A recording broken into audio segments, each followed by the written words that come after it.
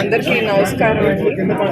మీ అందరికీ తెలుసు 2018లో చంద్రబాబు నాయుడు గారు ప్రజల కోసం అన్నా క్యాంటీన్ ప్రారంభించారు.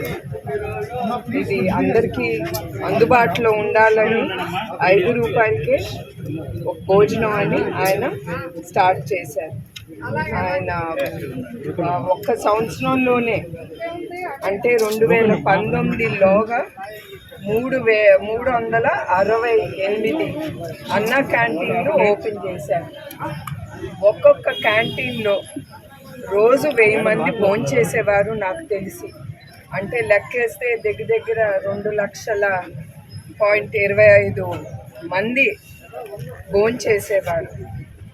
మీ అందరికీ తెలుసు అన్నదానం మహాదానం. అదే ఆయన మనసులో పెట్టుకుని నందమూరి తారక రామారావు గారు గుర్తింపు మీద అన్నా క్యాంటీన్ ఆయన మొదలుపెట్టారు.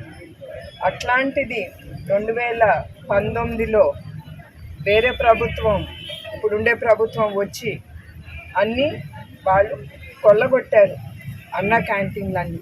అయినా కూడా ఇప్పుడు 140 క్యాంటీన్లు నడుస్తున్నాయి. అది టీడీపీ వాళ్ళు కావచ్చు, బయట ప్రజలు స్వచ్ఛతంగా వచ్చి వాళ్ళు స్పాన్సర్ చేసుకుని అన్నా క్యాంటీన్ ప్రజలకి భోజనం పెడుతున్నారు. ఆ దాతలందరికీ నా కృతజ్ఞతలు, థ్యాంక్ యూ అండి. అట్లానే ఆ ఒక్క సంవత్సరంలో 7,7.25 మంది భోంచేశారు. అది ఉండుంటే ప్రజలకి చాలా అందుబాటులో ఉండేది. సో నేను కోరేది ఏంటంటే తప్పకుండా నేను చంద్రబాబు నాయుడు గారు పవర్లోకి వచ్చినప్పుడు ఆయన తప్పకుండా ఇది ప్రారంభిస్తారు.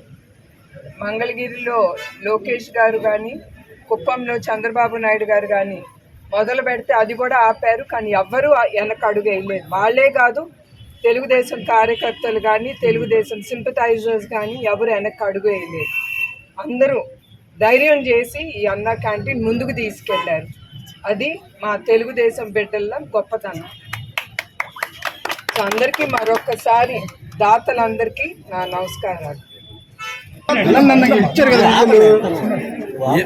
ఏమాపు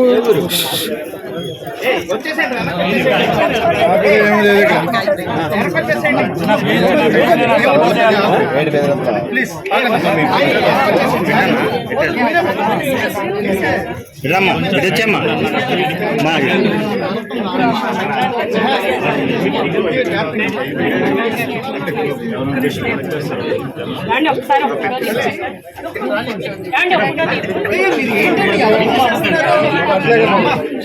మేడం